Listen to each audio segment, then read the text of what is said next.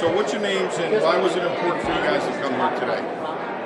Well, my name's Therese, and I'm a young person in long-term recovery. I just celebrated 5 years, and it was really important for me to be here today because when I was trying to get into recovery, there weren't a lot of services in my area, and I really support getting those resources and helping other young people do what I've done.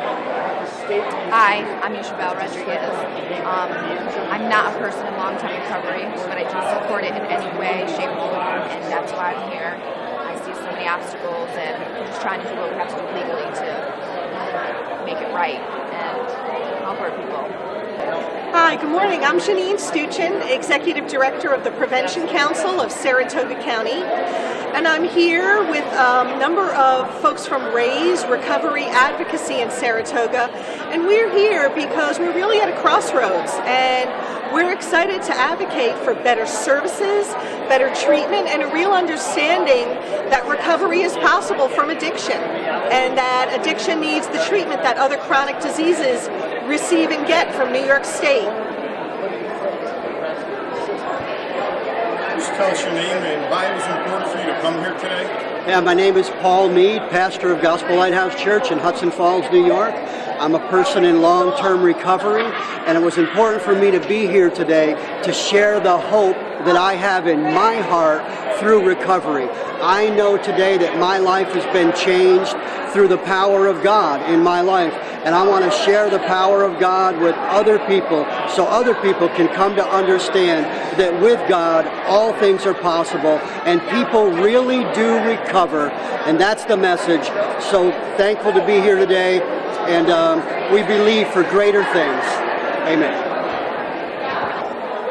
Just tell me your name and why it was important for you to come here today. My name is Julian Runnin, and it's important for me to come here today because my son, who's 24, has the disease of addiction, and we just need to get the word out that addiction is a disease, and we need to treat it properly, and also for families, that it's a family disease, and we need to help these families find treatment and find support.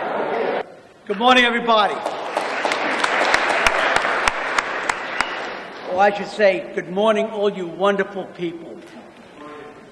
We have with us today people in recovery, family members, friends, and we have a very exciting day ahead of us. This is our 7th annual Advocacy Day, and we have a great opportunity to go meet with our elected officials and let them hear our voices. They've been hearing voices of other kinds of folks on a regular basis, especially pharmaceutical companies that have all the money. They've been going on but now let them hear from us about what those pharmaceutical drugs are doing to our loved ones and our children, because they have to hear that. When Friends of Recovery first started, we started because we wanted to advocate for people in recovery, and we were concerned about the stigma of addiction. People looked at our folks as having moral shortcomings, and they were criminals, and we were locking them up. Our prisons were filled with people that had a substance abuse problem. They're finally waking up and saying these people don't belong there. Well, I'd like to think, part of the work that we're doing in advocating for that population. So we want you to go out there today, push along, let them hear your personal stories, and I think you'll do some convincing. You should also know that I'm probably in recovery more than most people in this room. I'm in recovery for 51 years.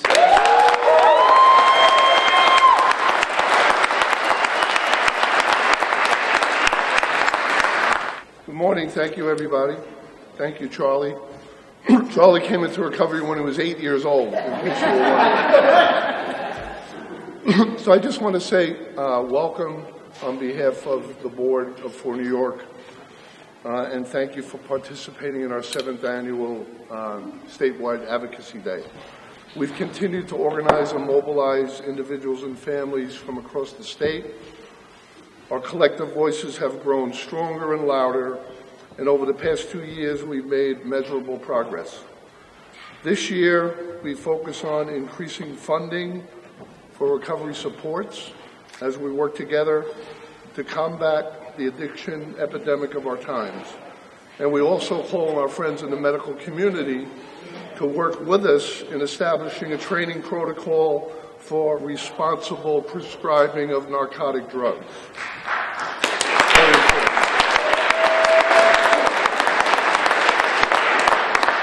I think for our purposes, we're going to focus on just a couple. One is the physician education. And then the other one that's really important is what's happening with folks who are administered Narcan to save their lives. I just want to give you a sample from Suffolk County. In the 4-year period 2012 through 2015, over 1,800 lives were saved by Narcan. Suffolk County only, 1,800 lives. But the tragic part of that is that more than 90% of those individuals were returned to injecting drugs within 48 hours. We need to do something to change that.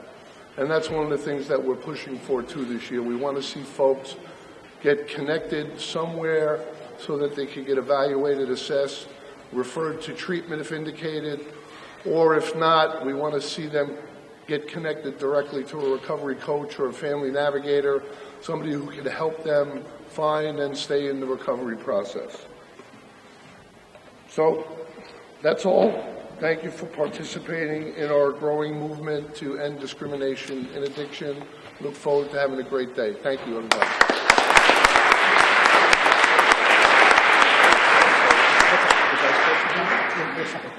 All right, next I want to ask Pastor Paul Mead, who's been working with us in Friends of Recovery up in Warren and Washington County, to just do an invocation to get us started.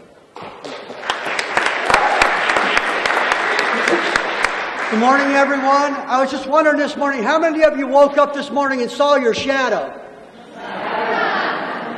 Because if you saw your shadow this morning, that means you're alive. And that's a good thing. And if you're alive, that means you can make a difference in somebody else's life. And that's a good thing. My name is Paul Mead, pastor of Gospel Lighthouse Church in Hudson Falls, New York, and I'm a person in long-term recovery. It wasn't that long ago that I was wandering these streets of Albany, New York, smoking crack and dying. I was homeless, I was helpless, I was hopeless, divorced from my wife and estranged from my family, but that's all over now because God has put my life back together and He can put your life back together and everybody's life back together. I believe it. I believe it. I just want to say, as a person in long-term recovery, what that means to me is that Sheriff Apple just walked through the door and he's not here to arrest me. I can tell you that. And I'm thankful for that. That means that my family has been put back together. I was remarried to my wife. My family was put back together. My life was put back together. My mother was back in my life. My father was back in my life. And I have hope today to spread with everybody. And I just believe it. I just believe it. Today's the day that we will march on this Capitol and we will tell people that there's hope in recovery. There's hope for people in addiction. There's hope for this disease that has taken out so many. And we're here to represent families today with the hope of God in their lives. Can we just thank God? So again, we just want to thank each and every one of you who've taken time out of your very valuable day to come and be a part of this growing movement. We really thank you. Thank you.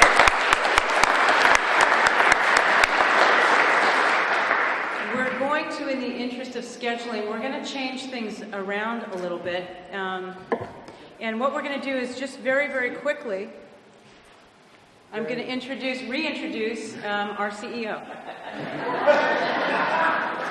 Sorry, one of the challenges is trying to juggle many schedules here. So we're going to do our best to do that. What we're going to do at this point is to go to a couple of our guest speakers because our members from the legislature have to be back in session by 11. So what we're going to do is rearrange things a little bit to be able to accommodate them. So what we're going to do is we're going to go through that agenda and do that as quickly as we can. And then we want to hear from all of our recovery speakers, and we need to go over the materials that are in your packet. So at this point, what I want to do is to introduce Senator George Amedore. So Senator, if you could come up.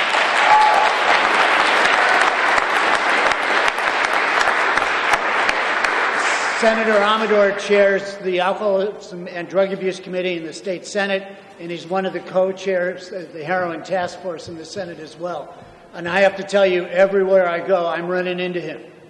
He has been a relentless advocate and support on our behalf. So, Senator Amedore. Well, thank you.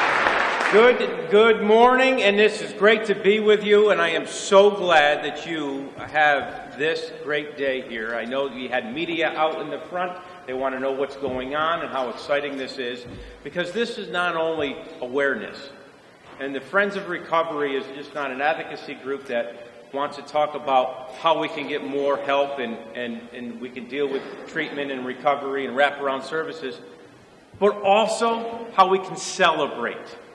Celebrate is the most important thing that we could possibly do, because you who are in recovery have overcome the most difficult thing you can ever face in life, and that's that stronghold and that bondage of addiction. And you need to celebrate. You need to give yourself a very loud round of applause that you can. And not only can you do it, but you can help others do it. You see, we all have a purpose in life. We all have a purpose in life.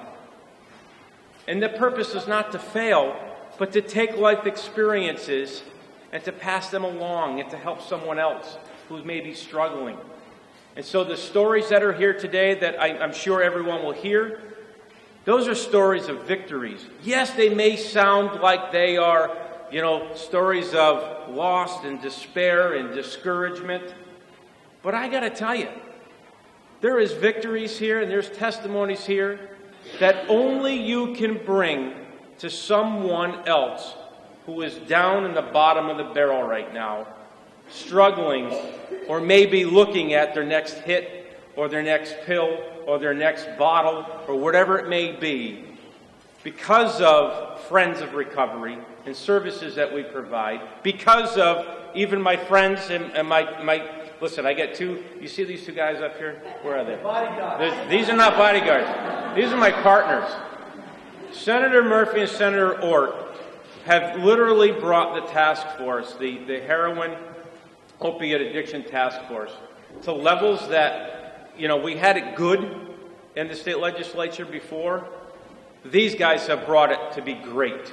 And we literally have brought it to areas around the state and we're going back to other areas of central New York and the Finger Lakes, and we're going down to Brooklyn, and we're going down to Long Island, that are going to have more task force hearings. But these are my partners. It's not me, it's we doing this together to help, because we want to hear more celebration, we want more victory, we want more testimony, we want you to win. And how we can do that is by helping. So our arms are stretched out wide, our hearts are with you, and we want to thank you for having the courage to overcome the stigma, for helping with advocacy and education, for going through the treatment, identifying to us the quality that New York needs to have and where it needs to have, and the difficulties or the inefficiencies that it may have. And I know someone who will be coming up shortly will probably even talk about that, because we're fortunate enough to have a person who has the compassion. In OASIS, our Commissioner Gonzalez, she's here and she's going to be addressing you, who gets it. So I just want to say thank you all. I see a really good friend of mine who, I got to tell you, he gives me more encouragement than I give him, and that's Danny Savona. I see him in the audience. This guy is a true champion. You are all champions, because we are all going to win this together. God bless you all. Keep it fighting.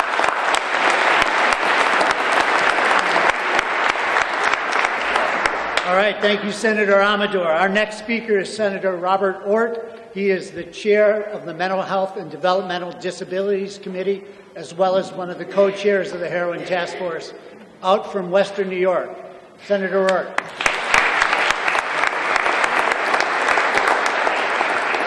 Well, thank you for having me. I'll be brief because the longer I go, then that means Senator Murphy has to go afterward, and then he'll be late to get back to session, and he'll probably blame me. So, I had to laugh when Senator Amedore when someone said those are his bodyguards. If we were his bodyguards, he would be in a lot of trouble, I can tell you that much. It's a pleasure to be here. The one thing that Senator Amedore, Senator Murphy, and I have all in common is we came into the Senate 1 year ago. So we were all new legislators, and we were assigned to the Heroin Task Force as new legislators. And I'll be honest with you, I didn't know a whole lot about heroin and drug addiction. I have learned a lot over this past year, and I've learned a lot by being in front of groups like this. And I've learned about by talking to service providers, by talking to families of loved ones who have dealt with addiction, by talking with people who've dealt with addiction, and by talking to law enforcement. I see we have a member of law enforcement here as well. The current heroin epidemic, specifically, there is not one, I always wish there was one thing we could do that would take care of it. But I think everyone in this room knows there's not one thing we can do. There's not one thing that you can do. It's a lot of things. You need a lot of people, pulling in the same direction, and it's got to be comprehensive. And that's why we've done 4 hearings last year all over the state. We're going to do 4 more over the next couple months. And I'm very optimistic we're going to have a comprehensive series of legislation and reforms that really will save lives. I was very happy to hear about the Narcan, the CVS bringing Narcan to their stores to make it more readily available. Now, Narcan isn't the solution, but it's a tool that will save lives to get us to the solution. You can't be recovered if you're not here. You can't go through recovery, you can't go through treatment, you can't get better if you don't make it there. Narcan gives you that opportunity for a lot of folks. To all the people here, I want to say thank you. You're very courageous. As Senator Amedore talked about, there's a stigma oftentimes, sometimes we buy into that ourselves, of drug addiction, that there's something wrong with you. It was mentioned I'm the chairman of the Mental Health and Development. I know, very often I've learned, that a lot of folks who have addiction to drugs or are using drugs or abusing alcohol, a lot of times there's some self-medicating going on. Could be mental health related issues that are undiagnosed or are being untreated, and that's what often will lead or can lead to the abuse and addiction to drugs and substance abuse. And so we need to remember the mental health component and make sure that we're treating people that have mental health related issues too. And there shouldn't be a stigma around that. If you had a broken arm, you wouldn't think twice about going to the hospital, or at least you shouldn't. If you're dealing with some mental health related issues, you shouldn't think twice about seeking help and having access to services, along with drug and alcohol services as well. I do want to say, though, I know there's some people, you don't have to raise your hand, there's people in this room today that are thinking about someone who's not in this room today. Maybe there's a friend or loved one who's no longer here. They lost their battle to drug addiction or substance abuse addiction. I served in Afghanistan, and I have on my wrist, I have 4 names of soldiers who didn't come back with me. And every day I get up in large part because of them. They get me up to go and continue the fight, to continue the mission, to continue to battle for the things that they died for. Remember the folks who aren't here today, the folks who can't be here today.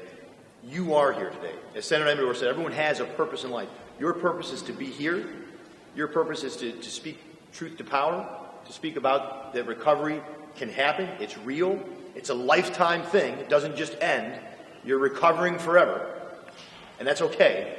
But also remember the people who aren't here. They need you to continue to be advocate for future generations, for future individuals. And I know together, working with these folks right next to me here, and a lot of people who couldn't be here today, we will get there. But again, I want to thank you. I want to thank this organization. I want to thank you for having the courage to be here. You're in my thoughts. You're in my prayers. You, your families, everyone here. And together, we can not only save lives, but we can help to bring an end to substance abuse addiction. So thank you very much.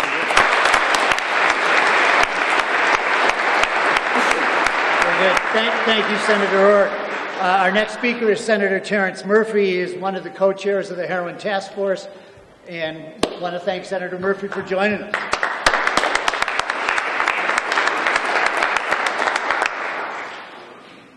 One of his bodyguards, I will tell you. It is an absolute honor and a privilege to be here today, and I mean that. The courageous people that have come out, and what better place in this absolutely gorgeous church. We can all stray away and get lost. God will never leave you. So if there's a place where you feel comfortable, such as this, get to it.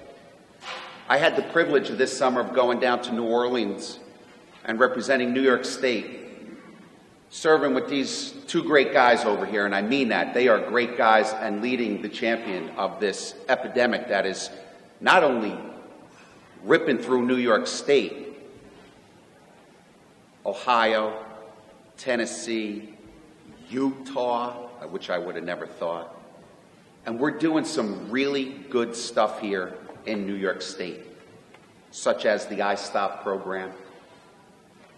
And these are things that we're going to continue to build on. We've been around the state doing these task force hearings, and we're going to continue to go around the state and do these task force hearings. My background is I'm a chiropractor nutritionist, and what I've learned, it is a direct overprescription of Oxycontin and oxycodone that starts people on this path. And to learn and know the physiology that I know, if that doctor prescribes you that 60 or 90 count, and if you finish it under his orders, you are physiologically hooked. You have to come off. This is something that I promise you, it is on our table and it's loud and clear.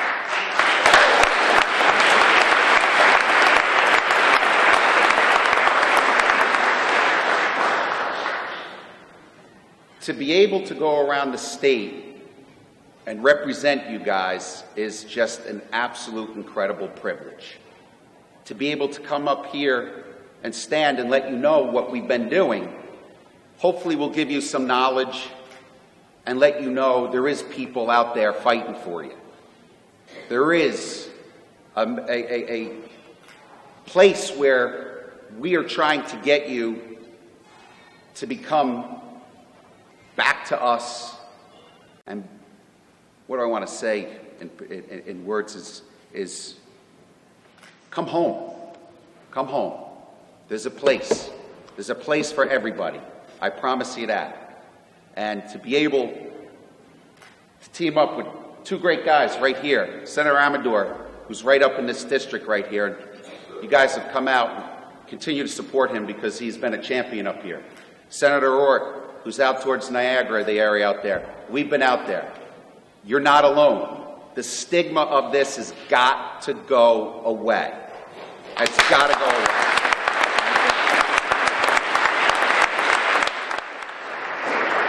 All right, and I know the three senators need to go back because session starts at 11. Really want to thank them both for their leadership and their willingness to join us today.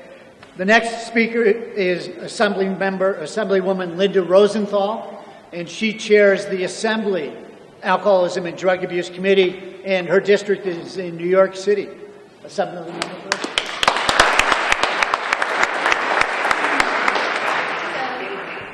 Hi everyone, I'm Linda B. Rosenthal. I represent the Upper West Side and parts of Hell's Kitchen in Manhattan. It's truly an honor to be here. And I've only been chair for less than a year. Last year I started really near the end of the budget process. So over the past year I've learned a lot. I've met with different groups, served on different panels, and met so many courageous people. And so I'd first like to thank Friends of Recovery for having this and for asking me to speak, and as well as to thank Emmanuel Baptist Church, which, even though I've been in Albany for years, I've never been here, and it's beautiful and a welcoming place. So thank you so much. You know, I find that most people in society have a very myopic view of people who struggle with addiction. They think, oh yeah, it's that junkie on the street. It's that woman who has to give up her kids because she's a bad mother and she's an addict.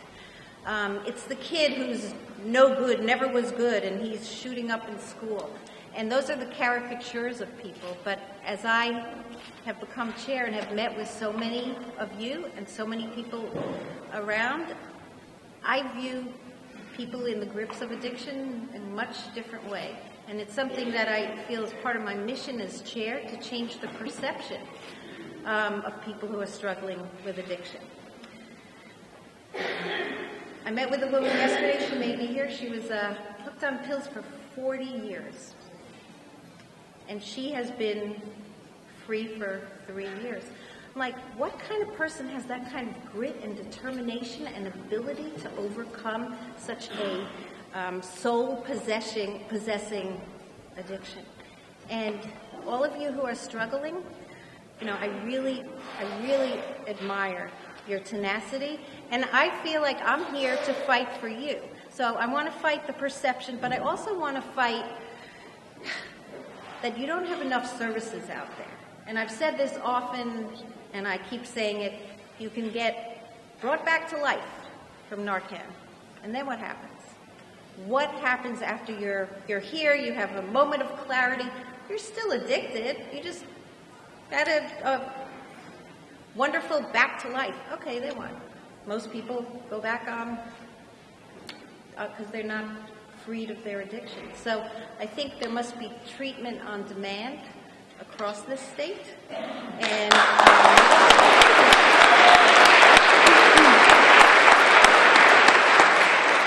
that's one of the things I'm going to fight for. I don't think there is enough money in this budget to provide that. And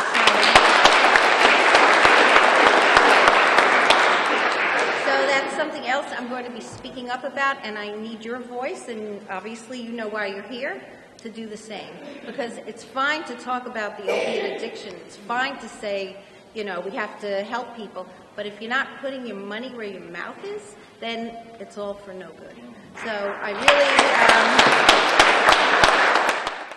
All right, moving right along. Our next speaker is Commissioner Arlene Gonzalez-Sanchez from OASIS, the Office of Alcoholism and Substance Abuse Services. Very grateful that she's able to join us today and give us some updates. The reality is that OASIS as an organization does amazing work with far too little resources, dollars, and support. And very, very grateful for everything they do. So, Commissioner, if you would come up.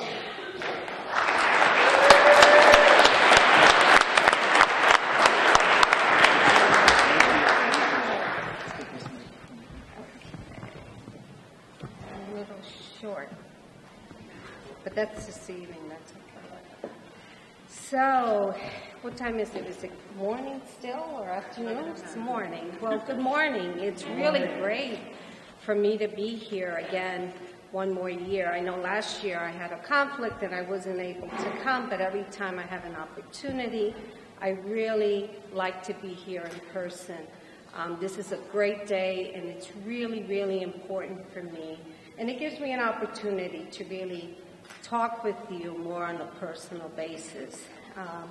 I want to really start off by, thanking Bob and the board of For New York, the board president, Charles Devlin, and all the officers and sponsors and organizational people involved in today's event.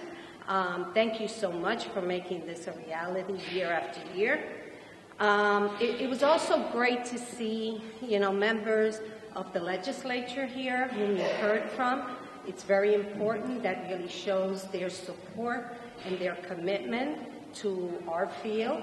So I really want to thank them. I know they had to run out because it is a session day and there are a lot of meetings going on. But I really want to thank them for taking the time to come here and at least greet us. I would be remiss if I didn't, recognize our Albany County Sheriff, Mr. Craig Apple.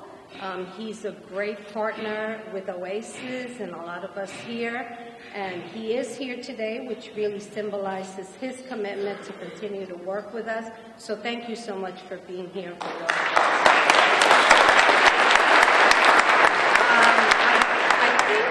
I think I saw John Coppola somewhere. So I also want to acknowledge him. I know he's here somewhere. He may be outside talking to the media from ASAP or on the phone. But thank you so much for being here. And I would be totally remiss if I did not recognize or acknowledge the Recovery Bureau Director, Susan Brandow, from Oasis, and other Oasis staff that's here for the great work that they do and their dedication to the recovery services system. But more importantly, I really want to welcome and thank all of you who are here today in recovery or in support of a loved one in recovery or in support of someone we may have lost to addiction. I know that many of you have come from really far away areas, you know, some from Long Island. I'm from that area too.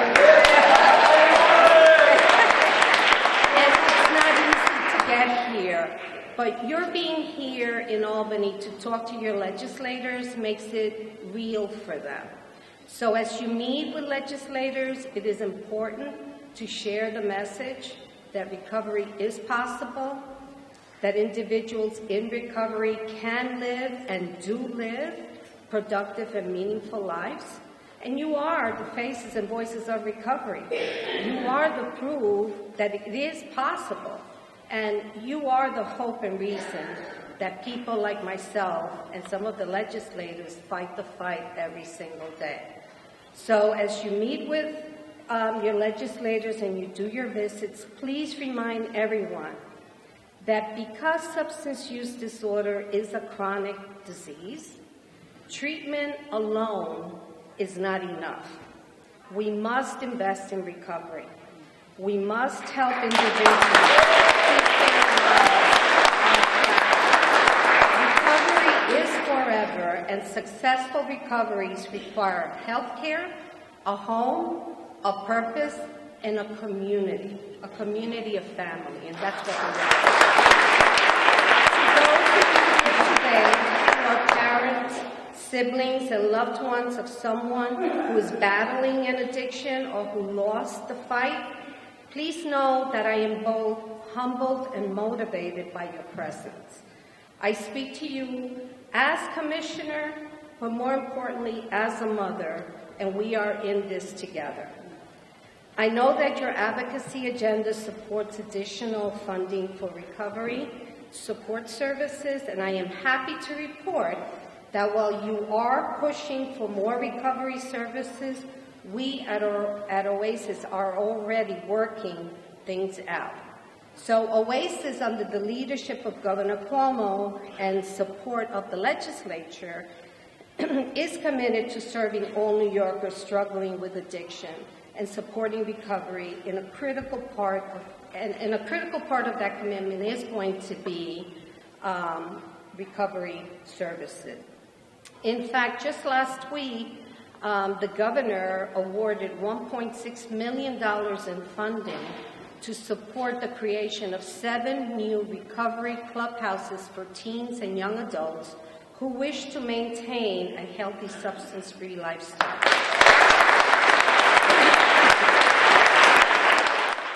Very good. Thank you very much, Commissioner.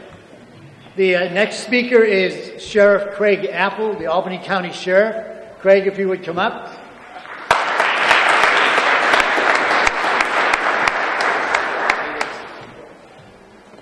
Good morning. So it's a little odd. People are like, well, what's the cop here for? And I always kind of smile that they always have the guy with the gun go last. I never figured that out either. I guess I'm not as intimidating. But so I'll tell you a short story and I'll get moving because I know we're running a little bit late. But, you know, I started as a young officer and I was under the impression of, lock them up. They're using drugs. They got to be bad. Lock them up. We can arrest our way out of it, right? And, I've got 29 years on the job now, and somewhere around 15 years ago, I realized I think this isn't working. I think we might be losing this. And so what do? How do you make that change, And I was never in the, the top seat to make that change, so we could make suggestions, and it always felt like we were stuck in the mud, which I think we were. And, somewhere along the line, we started to, talk to some of our counterparts about, listen, we've lost the war on drugs. So what do? Right? You've got to have some other resources to go to. Let's keep the people off of the drugs. Let's keep them from getting on the drugs. But we'll still continue to be somewhat vigilant about keeping those mid and high-level dealers from bringing those pollutants into our streets and corrupting our kids and to some extent our seniors. And now it's gotten to the point where it's just infecting everybody. And, I run a jail. We got a jail of 1,050. And, we've been fortunate with the commissioner's assistance. And she's about the only one I'm going to leave alone today. With her assistance, we've been able to create some programs in there. We've been able to make that difference on the streets in this capital region because, personally, I think our state has been very negligent on stepping up and getting the funding for the beds, getting the funding for the recovery, getting the funds for the treatment centers. And quite honestly, folks, I'm kind of to the tipping point of telling parents that their son overdosed or their son or their daughter overdosed, or their father, or their mother, or their brother, or their sisters. We've picked up more damn dead kids in this community over the last 36, 48 months than I've ever seen in 29 years. More kids. 3 kids in Albany County alone last week. And those are just the ones that they're telling us because of that stigma, that attachment that I can't let anybody know my son overdosed. I heard just this week that somebody passed away of pancreatitis. I don't think pancreatitis had anything to do with it, because unfortunately he was an addict. But because of that stigma, and people are starting to get better, I've seen it in the last few months, I've seen people starting to accept it. It's a disease. It's a disease. Let's treat it like we treat everything else. Let's get the funding for it. But instead, what do? We create a task force.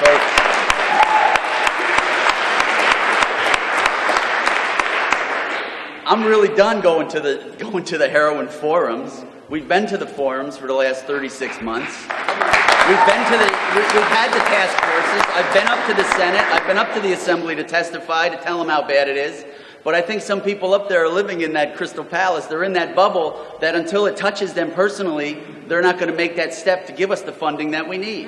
And it's sad to say that, but it is spreading at a catastrophic rate that it's only a matter of time before it touches. It's obviously touched all of you. It's touched me 10, 12, 14 times over, if not double that. Kids I've coached in baseball. I've got a kid sitting in the Albany County Jail for murder that I coached in baseball for years. I've known him since he was a little kid. Why? Because he's an addict. That's why. People that I've had to go tell their parents who I've coached in baseball that we found your son dead. We found him on the side of the road. We've arrested him for selling his body to feed his addiction, whatever the case may be. The horror stories are, you folks know, you've been there, you've done that, you've seen it, you've lived it. Now we got to get help for everybody else out there, including yourselves. And I credit you for stepping up.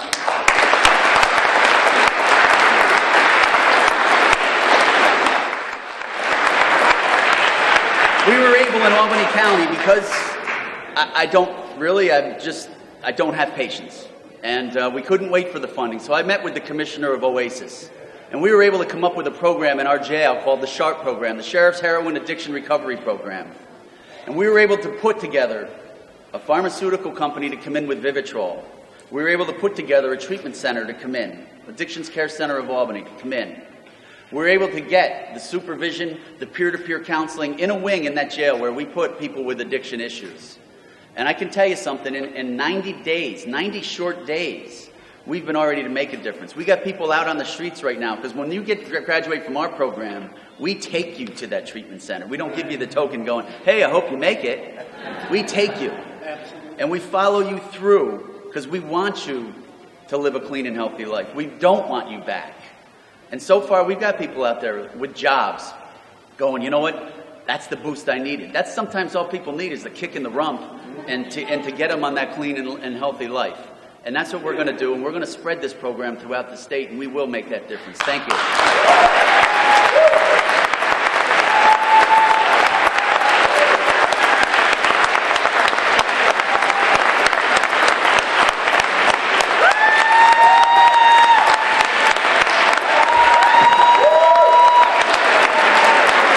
Great.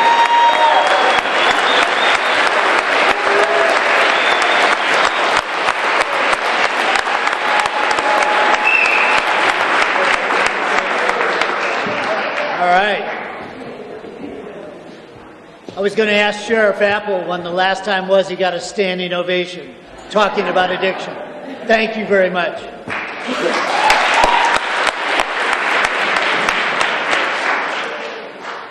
All right, what I'm going to ask next to try to move our program along a little bit, we have 4 people that are recovery speakers. If I could ask all 4 of them to come up, that would be very helpful, and then we'll get that piece of the program started.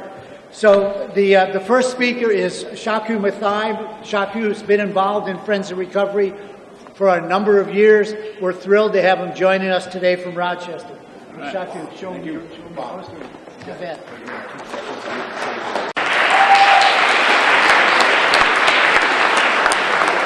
So, I'm going to really fast forward here because, one of the things I wanted to tell you about was that what made it possible for me and my family, I'm Indian, born in Kuwait. We didn't want to tell anybody about what was going on. We didn't tell anybody what was happening. But, when you're in the papers or when you're in the hospital or when you're overdosed or when you tried to commit suicide, all of these things kind of show up and kind of make it kind of come out to the front. And so when that happened, my father finally reached out to another man at his church. And he said, my son's in the hospital. He just tried to kill himself. He's on drugs.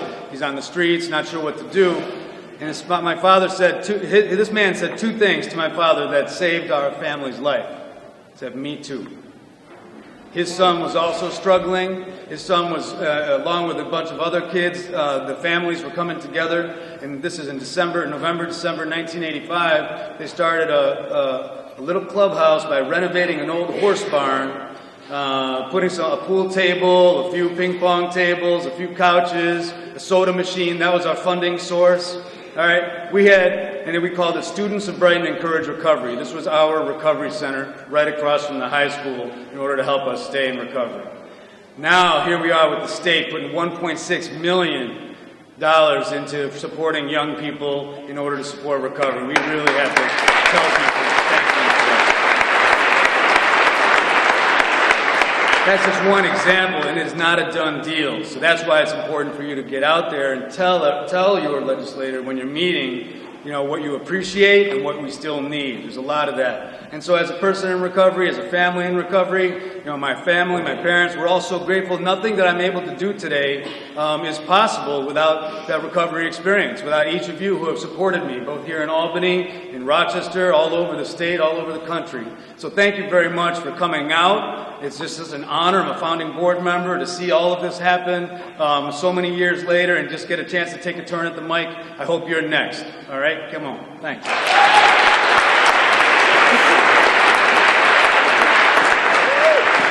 Our next speaker is Julian Runnin. She's a family member in recovery.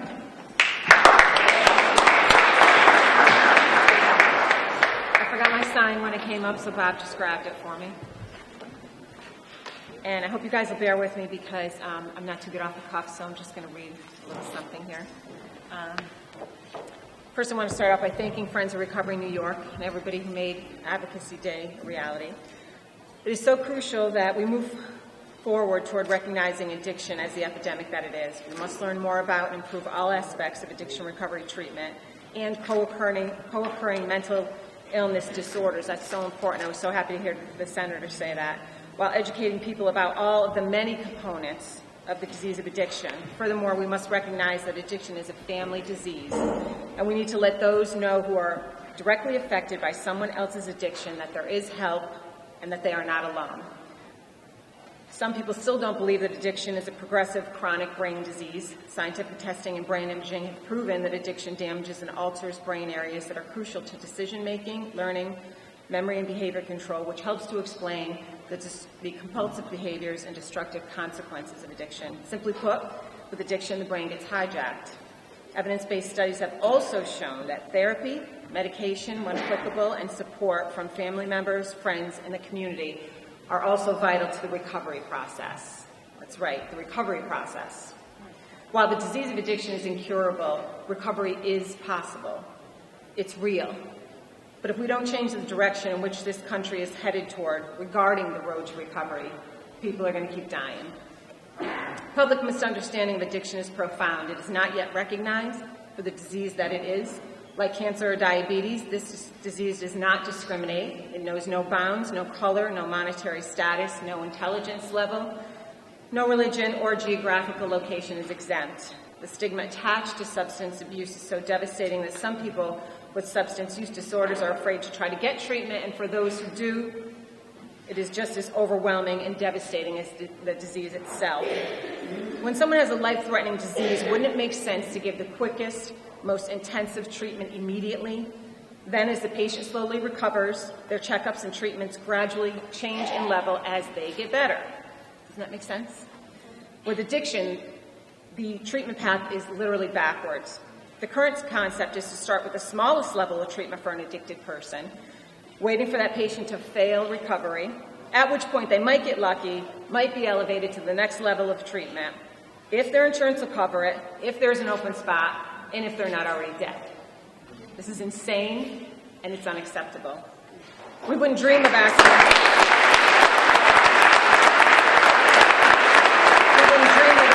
someone with cancer to meet certain criteria for treatment, then kick them out of the hospital if they don't meet that criteria. Patients who have overdosed and have been saved through the miracle of Narcan are being released from the hospital hours later with a, "Do you know how lucky you are?" And that's it. And that would be my son, by the way. Would we treat a cancer patient for 30 days, send them back into the community with no follow-up care, no resources, and just hope for the best? Why then do we treat the disease of addiction so differently from other diseases that are life-threatening?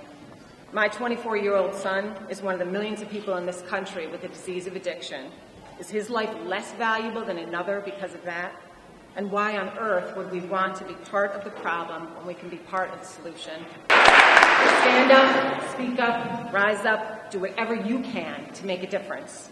With your voice, changes are happening. I've seen it. The folks here today want to make change, but they need our help and our input. We need to be part of the solution. I dishonor my son and my family if I don't. We dishonor those who are no longer here to stand up to addiction if we don't, and we dishonor every person that is currently living in long-term recovery if we don't. We can win the war on addiction. I believe in recovery. I've seen it. It's possible, and it's real. Make no mistake about it. My son's journey to recovery was and is still filled with incredulous challenges, but fighting for treatment to stay alive should not be one of them. Thanks, guys.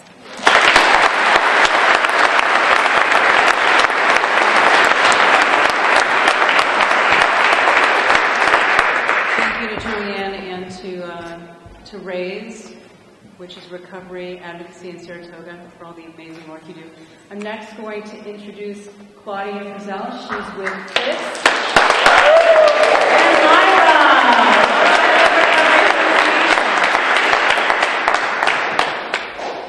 Hi, good afternoon. I'm really short, so in case you didn't notice. How's that? Is that better? Can you guys hear me? I could probably yell loud enough. My name's Claudia Frizzell. I consider myself a family in long-term recovery. I lost my brother to this terrible disease 25 years ago, and 15 years ago I lost my oldest son. In the last 25 years, I have joined every group, community organization, faith-based organization, rehab, family support group that didn't throw me out. And there were a couple that did throw me out.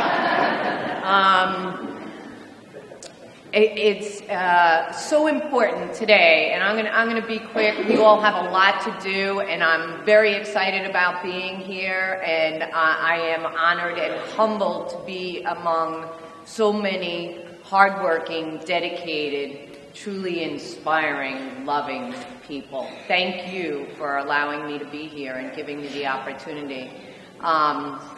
In the last couple of years, the last 4 years, I have met Rich Buckman and the Lyra community who have welcomed and embraced me and my insanity. Thank you so much. And then I met Anthony Rizzuto and Families in Supported Treatment, and double kick. And the most important thing that I learned is that with this being a family disease and there is no one answer, that no one of us can do this alone. No one answer is the perfect answer, but together we can do this. And last, but certainly not least, I'd like to introduce Ashley Livingston from 4 Warren, Washington.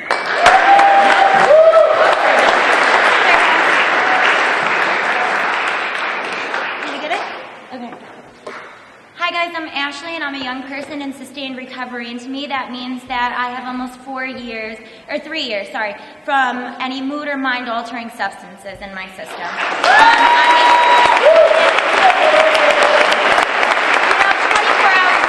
I just want to say that 24 hours is a miracle. So I just want to thank you all for being here and supporting recovery, because recovery really does rock. What recovery has given to me today is that I'm able to be a sister, I'm able to attend my brother's swim meets, I'm able to be a better person in general. Even driving, I'm a better driver because I don't flip out on other people. I'm serious, you know? And we can still advocate for ourselves, and I'm just so honored that you guys asked me, so I want to thank, Bob and Stephanie for asking me. And for all of you being here today, and together we're going to raise our voices today. Nothing about us without us. That's Friends of Recovery New York. And they've helped the local organizations so much, at least ours and Ray's, I know for a fact. And, that's where it really needs to start, because we know what our communities need. You know what I mean? And so we need to start speaking up and saying, this is what our community needs. These people on my shirt, these are just a fraction of my friends and loved ones that I've lost to this disease. And I don't know about anybody else, but I'm sick of burying my friends and my family. When you step over one person, you're not just stepping over them, you're stepping over their whole family. They have children, they have mothers. We had some mothers speak, and I quite frankly am sick of doing this. So together today, let's raise our voices. I agree with what you said, Charlie. The 50 million, it's not enough. This is gonna help minutely. We need to continue to do this, and this is just the beginning, because today is the day that we're going to start talking to them. But the conversation doesn't end here, guys. When you go home, you need to make appointments with your legislatures and be meeting them in their home offices and continue to push for this, because we're the only ones that can make the change. United we stand, divided we fall. So let's get it.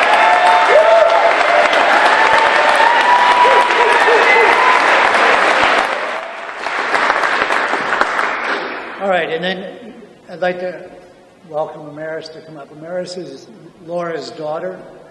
She's here on behalf of her family and her brother Jeremy, and would like to have her come up and just share a few comments. The one thing that I would say is that we have put together the tribute that you see here. We made one for the family, and we have one at the 4 New York office. But I love the photo. I mean, with Laura like this, it is absolutely who she was and what we're all about in terms of being here today. So.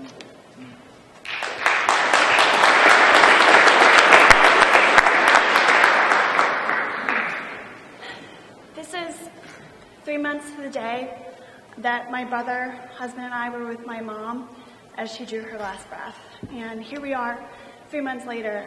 I've been able to go to some of the recovery rallies that would be held in September, but I've never been able to come to the Recovery Advocacy Day. Selfishly, you all knew my mom, many of you knew my mom and her work as someone who was in sobriety for 40 years, and as someone who was passionate about having people recover from their addictions. Selfishly for me, it's really hard. I'm very emotional because I was so blessed to have her as my mom, but I was able to have that blessing because she had 40 years of recovery. When she decided to name me, my name is very unusual. She found it in a name book, and she picked it out because the name means God's promise fulfilled. And that's not really a comment about me so much. I mean, I guess I'm pretty good, but really it's a comment about my mom, because she, spent her 20s drinking herself almost to death, But she got sober because there were supports available in her community, exactly the kinds of things you're advocating for, so that way she could get sober. And she got her college degree, and then she became a counselor for people who have addictions.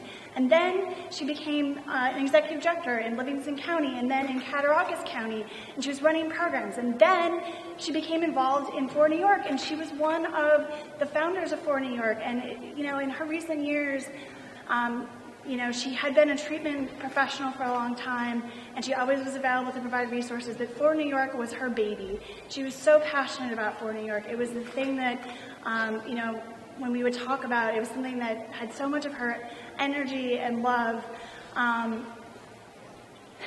And so I'm so excited that For New York is now at this point with the increased funding that there is not just my mom being the de facto executive director and one part-time employee, that For New York has, a policy director and a communications director and, a CEO with all this experience, and that there's all these people in this room, that this is the 7th year that there's this event, and that you're all here together to go to tell legislators, you know what? So there can be more people who are, for 40 years later. I want the people who are here young and in recovery to spend 40 years in recovery, to have kids who are sober, because I got raised, my brother and I got raised, the cycle of addiction was broken for us. And that is because of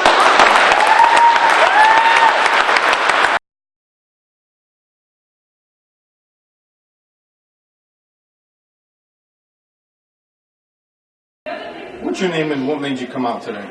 Hi, my name is Deb Roads, and I'm a board member for Friends of Recovery New York, and I'm here to support recovery services, to tell our legislators that recovery supports are critical at this time, and for families, for friends, and for people in recovery.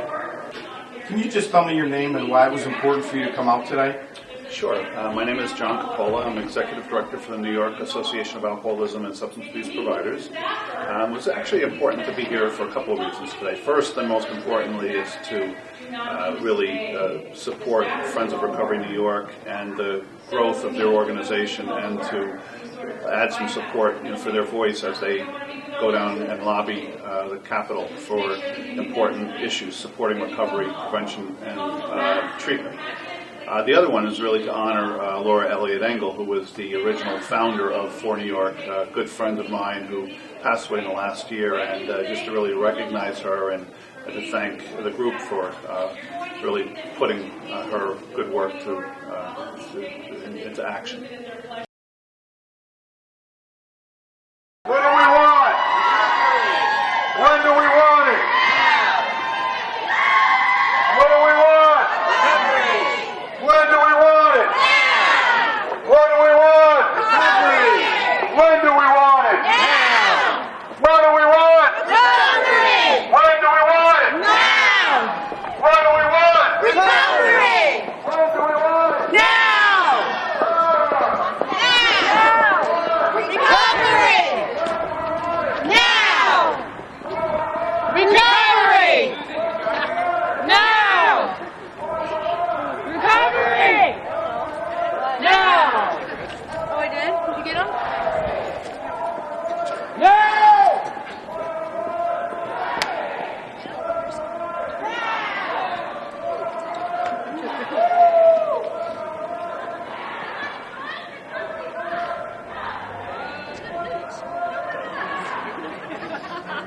Hey, Tom!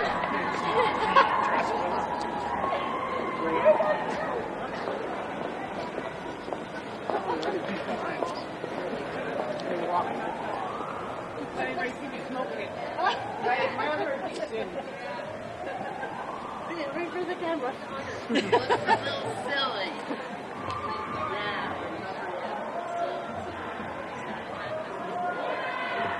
What do we want? Recovery.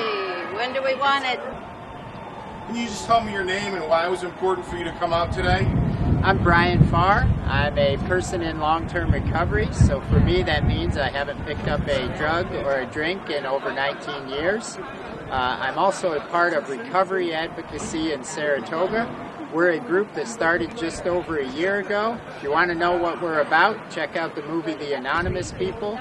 We are part of the recovery revolution that's starting in this county, in this state, and in the nation to start breaking down the stigma, to start educating, intervening, and getting people the services and everything else they need to support them as they get well from this disease of addiction. All right, guys, what are your names and what made you come out today? My name is Ryan, and I came out to support the men of recovery, the men and women of recovery, you know, to have a better life. My name is Paul. I also came out to support this recovery walk. My name is Daniel. I'm here to support recovery and help anybody who's in addiction fight this disease. And my name is Frank, and I came out for recovery to help people that need recovery, and we men of excellence, and we support Samaritan Village and Daytops and Fox Run. Ride back.